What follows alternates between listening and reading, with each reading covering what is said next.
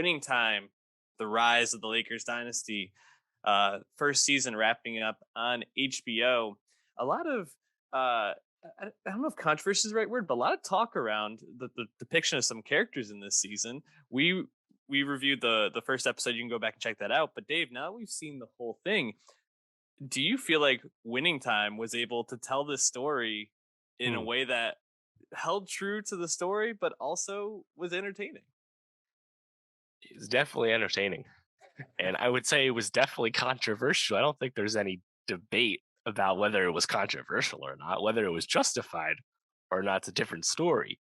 But I think more than anything else, it lived up to my expectations because I think this show is a blast and has a lot of great performances. And there's so much real life drama here that is, in fact, true. That even if some of it's not true, I couldn't care less. Honestly, I'm not watching a documentary. You know, they change things around and remember the Titans. No one seems to care about that, do they? you know, yeah, I really enjoyed Wing Time, which we know is season one. Season two is coming, and it kind of gets you thinking about, are they gonna do like 5 years, 5 seasons of the show about 5 real life NBA seasons? Are they gonna skip ahead? Are they eventually gonna like make the show an anthology and do a whole different era about the Lakers or a different team? Don't know. But right now, where we're at now, I think it's a real good time. John C. Riley as Dr. Buss and Quincy Isaiah as Magic Johnson, both Yeah, dynamite performances. absolutely. And I think there's a lot of good performances in this, and a lot that I want to talk to. But those two are far and away, I think the two that stand out. The big hook on this when we first got it was Adam McKay, executive producer, and he directed the first episode. I actually almost feel like Adam McKay not directing the rest of it worked out really well. Mm. You have those Adam McKay flourishes in the first episode, and it's a little heavy handed at points.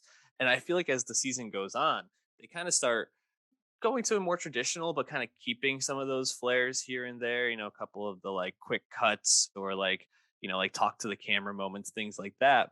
But overall, they kind of work it out, work those flourishes out, and I think that actually works to tell because this story is interesting enough as is. You don't really need all the like talk to the camera moments, breaking the fourth wall moments to make this interesting. And the story is dynamite. I mean, like we all kind of anyone that follows the NBA, I think, kind of knows a lot of the hubbub around the stuff, not all the intricate details Right. of everything, but it's there's enough in here where you don't really need to put these flourishes in. Do you agree with that, or did you feel like you missed those flourishes as the season went on? No, I totally agree. And like you said, Dr. Buss, magic, the look at the camera, directly speak to the camera. Memorable moment where Dr. Buss in his anger like punches the fake cameraman and the camera falls to the ground. You What are also have you like on looking at? yeah, you have like these filmmaking flourishes where like a different film stock is used or at least presented and gets all grainy for a second. I think it's completely fine because we're also in the late 70s into the 80s, so it's just gonna have like a period detail to it overall. The basketball uniforms, not the uniforms they wear today, slightly different. Um, no no cell phones, right? We're in a different time, so there's already enough to like make it feel different and also foreign to younger people that like I don't we didn't need anything extra because like you said, there's already so much meat on the bone and there's so much drama that yeah, it's completely fine as is. So, you mentioned that controversy. Who do you feel like is justified in maybe their dislike of the portrayal of them on the show? Right. I mean, well, obviously, all the headlines are about Jerry West, played by Jason Clark. Jerry West announcing that he will be suing HBO and Warner Discovery now, if he doesn't get a retraction from HBO. And HBO basically fired back and said they stand by the show, they stand by the book it's based off, the Jeff Pearlman Showtime book, but also said that there are some things dramatized. And we'll see if we get anything else. I mean, Bill Plaschke in the LA Times, Mark Stein, a lot of NBA, Bob Ryan, a lot of NBA people that were there at the time are up in arms about this. Kareem himself, to the surprise of no one, did chime in as well. Um, And it seems to be Jerry West is the main thing people are focusing on, which is kind of funny because Dr. Bus is portrayed as his reputation uh, entails in real life as a philandering, Oh misogynistic yeah. man. But that's also what I think everyone understood about Dr. Bus, and people don't really have a whole lot to say about that. At least not as much as they do about Jerry West. And Jerry West is portrayed as very angry, or at least prone to having a meltdown and or tantrum of some kind. And for me, I fell behind on the show a little bit, then I caught up, and like I caught up after more and more headlines and anger had come out. I was like, oh, is there gonna be like another like big bus thing or a big West thing that happens? And no, like it's just basically what's established from the early on, and there's really nothing new. And I think it's just people are don't like what they see, or is this like I understand Jerry West, who's still a living person, being like, "That's not me. Fuck you. This hurts."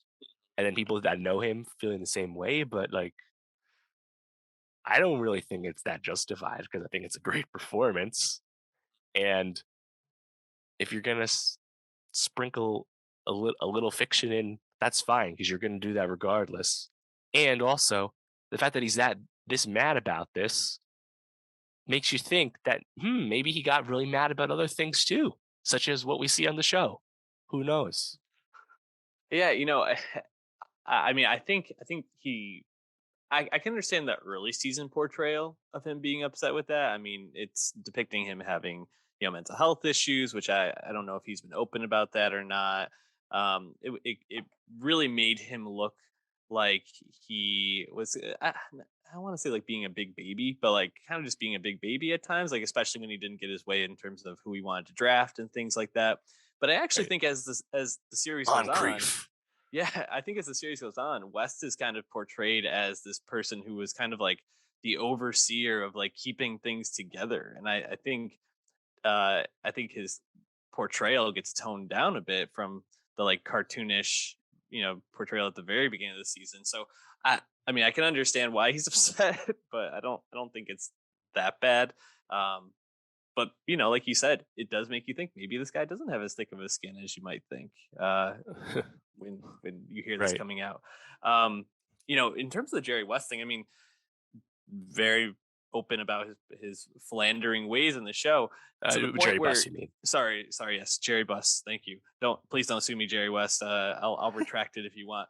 Um, but that scene where Jeannie comes up to him in the restaurant as a child and he's getting a hand job from this woman, I was just like blown away by that. I was like, whoa, this is. I mean, if anyone's gonna have an issue, I feel like it would be Jerry Buss and his family, obviously at this point since Jerry Buss is deceased. But Right. that was like the moment I was like, ooh, that's pretty bad.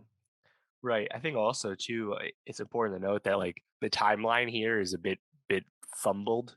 Like Jeannie was not Oh around the yeah. team in a professional capacity at this time. This is like several years before she actually was involved with the team. On the other hand, I think the performance is awesome and the character is very strong. And I think an important part of the show. I really like the Genie character we have here, even if it's kind of fictional.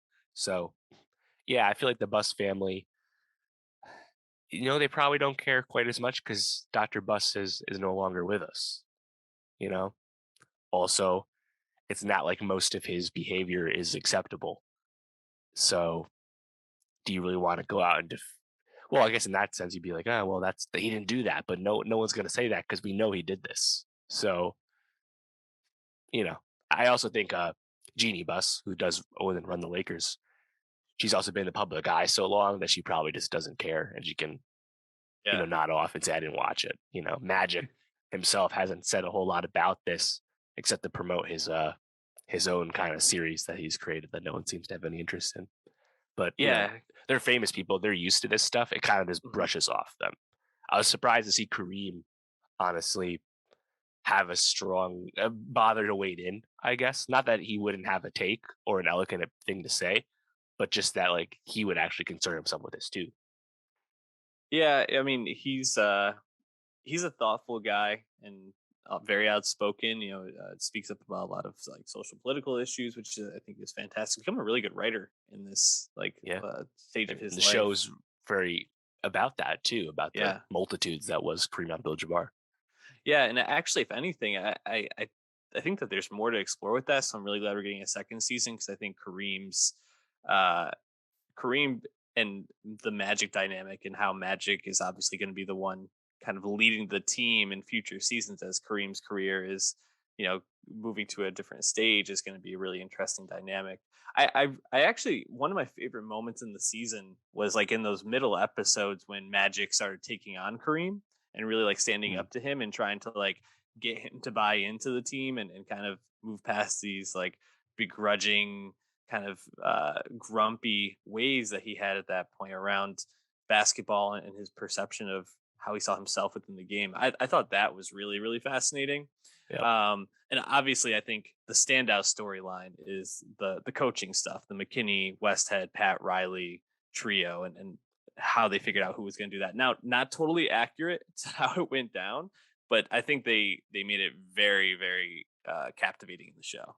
Oh, totally. As soon as Tracy Letts shows up as Jack McKinney, the show really elevates. Yeah, Because at that point, too, we get a whole new storyline, a lot more drama established, and we don't spend quite as much time with Magic's personal life, which was like very heavy in the early part of yeah, the season. And again, I love Quincy Isaiah. I think he's fantastic as Magic, and you need a good performer and the right performer to be Magic, given everything that was Magic Johnson. Is a very famous person almost right away. But once we have this other dynamic going on beyond Magic and the Bus family, and it's this coaching drama that's building up, I think the show really elevates. And Siegel's Westhead. I don't know how accurate that portrayal is, but for the show's purposes, the McKinney Westhead dynamic is very successful, and then Riley joining in and becoming more confident in his abilities and what he wants from the game after retirement also is really awesome. Now, Adrian Brody as Riley, early on, it's not quite as like confident, cocksure as we associate with Pat Riley today. However, I only know Pat Riley as an older man that puts his rings on the table and tells people to join his team. Like I don't know about early Riley. Like so in the sense I get why some people could be frustrated with things that are changed just because this is going to shape the opinion of a lot of people that were not alive in the 1980s and only know about all of this secondhand anyway. So I understand that. But for the sake of narrative dramatic television, everything with the coaching staff and those three actors is spot on. yeah. I agree, and I really love the dynamic. I love when Siegel as Westhead has the medical emergency. It's a Yeah, is that a kidney stone? Is it that what it is. is? Yeah, It is. and man, that whole episode where Pat Riley's trying to get Westhead to like make a decision like you're not gonna like let me go, right? And then like Westhead's feeling so loyal to McKinney. It's just really, really well done. And then I think the stuff with so to kind of switch gears, I think the stuff with Jerry Buss and his mom, while I don't know if it totally lands, does kind of build out Buss as a character beyond just being this philandering, ridiculous like businessman, which I Hmm. think is necessary for the show. But I don't know if that totally hit home. Did that totally work for you? Yeah, like you said, I think that you understand why it's there for the character. And when you have Sally Field, of all Right. people, elevating the material like only she can, Mhm. it's pretty forgivable for me. Um, I don't mind at the end too because we're still getting a lot of stuff with the team and everything we are getting with the team and the coaching staff is like fairly juicy and like important feeling that I don't mind. Also, because like you can see where it's going. This is not going to be a plot line like next season or anything. So, Well, especially because she's dead now. So, right. um, yeah, I guess like I just wanted to like see for you a lot of the talk before the show was about who was playing Jerry Buss, with John C. Riley being tapped and Will Ferrell being very upset with Adam McKay about this to the point where their friendship at this point seems to be non-existent.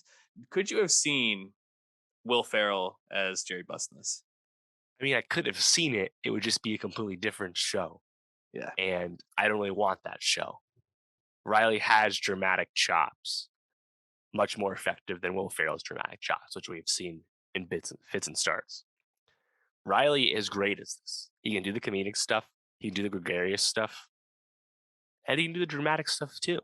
Yeah. And he also looks the part of the Doctor.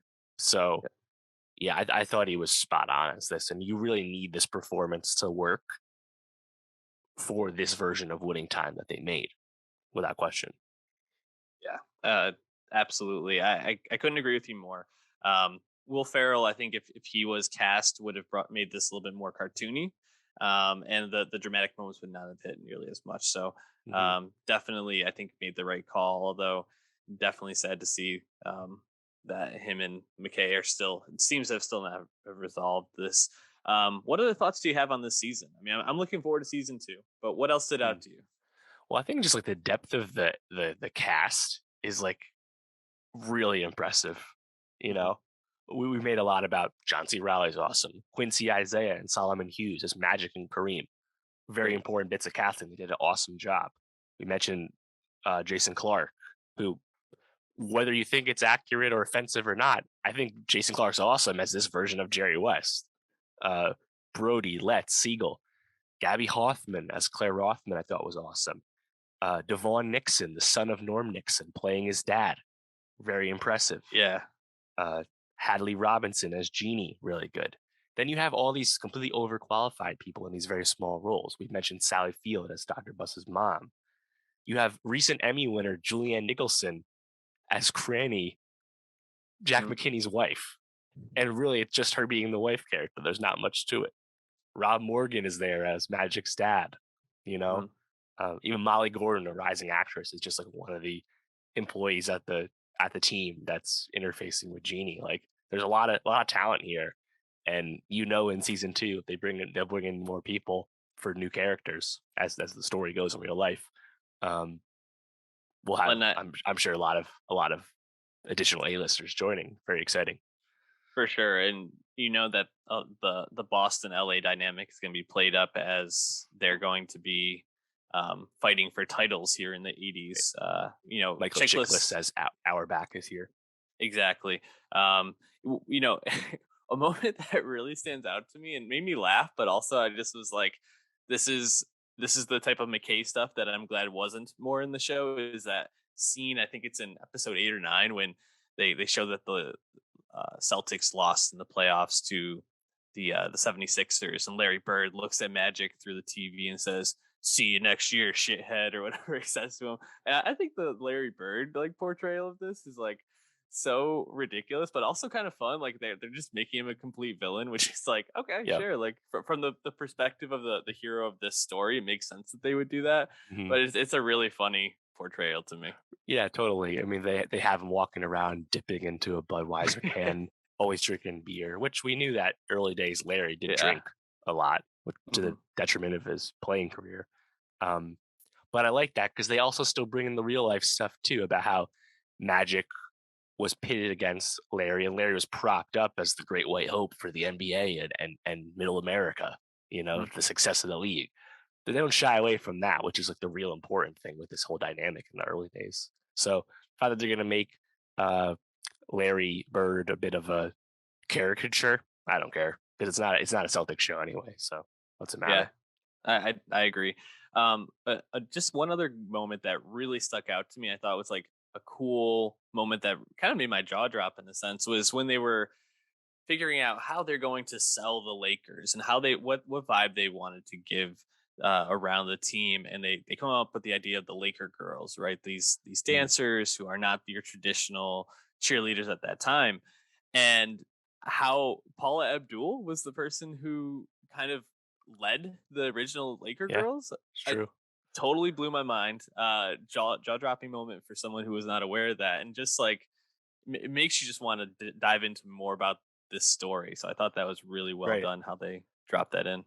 right. And I think that's what's cool too about this real life story and its setting is that you're just prone to having all these really cool and fun cameos and small roles, whether it's Paul Abdul, effectively by chance, being in this story, or Jack Nicholson in his Mm. heyday Yeah. being Jack, or Richard Pryor coming around and perhaps tempting Spencer Haywood a little bit too much. I love seeing that, like the LA of it all. They don't shy away from either, so I'm looking forward to more of that too. Once the showtime is showtime and it's super hot. Yeah, absolutely. I think we're both looking forward to season two. Highly recommend catching up on this if you care about basketball or even just like drama in general. I think you could enjoy this